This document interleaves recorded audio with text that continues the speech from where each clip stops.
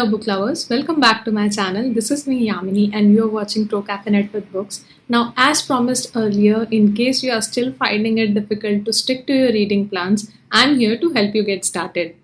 Now, as I mentioned in my previous video, I have a few great recommendations for you all, which are basically my best all time book recommendations that all follow under the category of 100 or less than 100 pages for different genres, be it historical fiction, classics, murder mysteries, non fiction, fiction, and even fairy tales for some of you too. So, I really hope that each one of you gets at least one book for your particular taste and you do get to enjoy it. So, without any further ado, let's dive into it. First book on our list is Animal Farm by George Orwell. This is one of the most recommended books I've ever seen across different platforms, and it's one of my personal favorite too.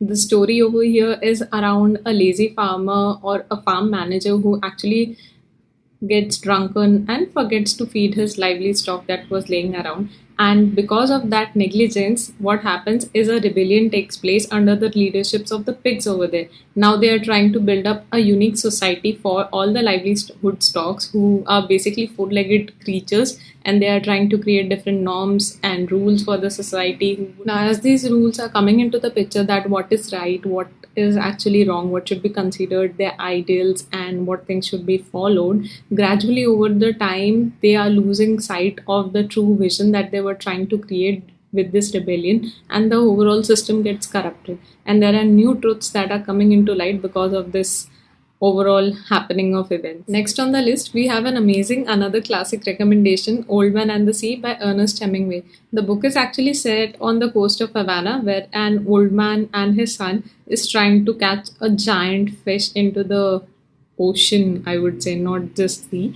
And there they are facing a lot of difficulties. The main part of this book is not just the story, but the metaphorical context of the story and the way in which the book is narrated, trying to give you a dual picture or the mirroring image of our wishes in one's life and what all do we actually do just to gain sight of them, what all are we willing to lose just for that sake.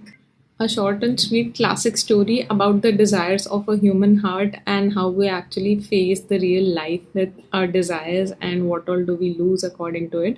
Always recommended to people of 9th standard and above age group. I think they would be the one to benefit the best from it.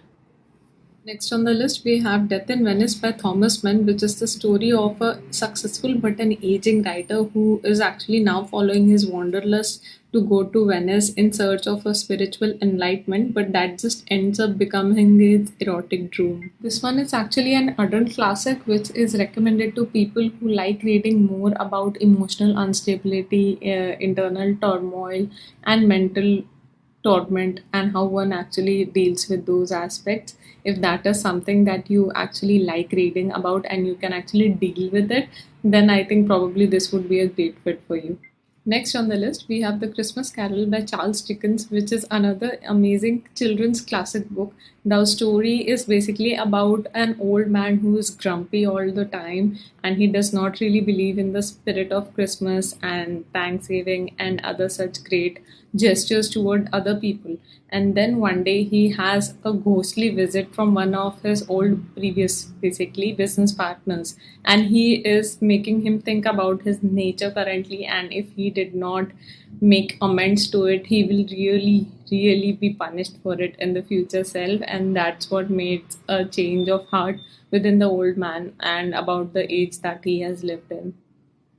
Next on the list, we have an amazing another author who is also my favorite of many times. Now, he's not a classic writer, he actually writes books around war zones and the life of refugees, people actually forced to leave out their country and fled to different places and find new homes. I'm talking about none other than Khalid Hosseini. The book that I wanted to introduce to you is The Sea Prayer. This is a short illustrated novella by him, which is a great epic if you really want to enjoy this author's writing style and you do not really feel comfortable committing to a 300 to 250 pages plus kind of a book, then I think you must give this a try. It's an amazing story. This book is a metaphorical non-fiction for all my non-fiction lovers who are looking for something not so magical, not so whimsy, and something related to the ground reality.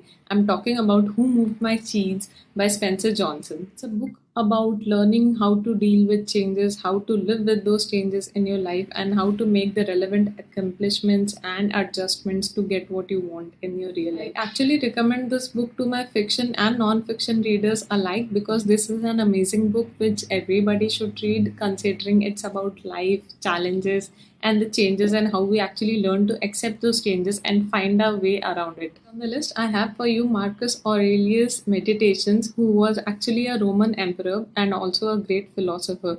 The book is just merely 80 pages or something from the length perspective, but it's quite heavy, and I would recommend you reading it in form of thought of the day. So there are a lot of sentences or inverted columns that you wanted to read in a single day. Let that absorb in, and then just keep the book aside. You can literally read this book like a thought as a day, and you will find great wisdom in it. Usually recommend this kind of a book to people who don't necessarily want to read the whole story and just want the concise development of the overall part. You know how they say, मुझे पूरी कहानी नहीं जाननी है, मुझे सिर्फ उसका सार जानना है. तो अगर आपको सिर्फ ये सार जानना है, then I think you should definitely give this a try.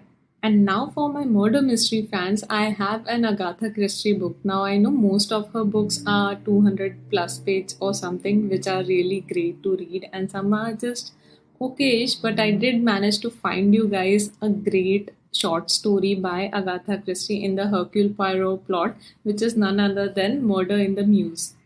An old woman is found locked in a room who has shot herself, and the police is now stating that it's probably a suicide. But when Hercule Poirot has a look at the dead body, he concludes that this might not be a suicide but a attempted murder. Because how can a person who is right-handed shoot themselves with a left hand? That to a gun, which is not really easy to manage and handle.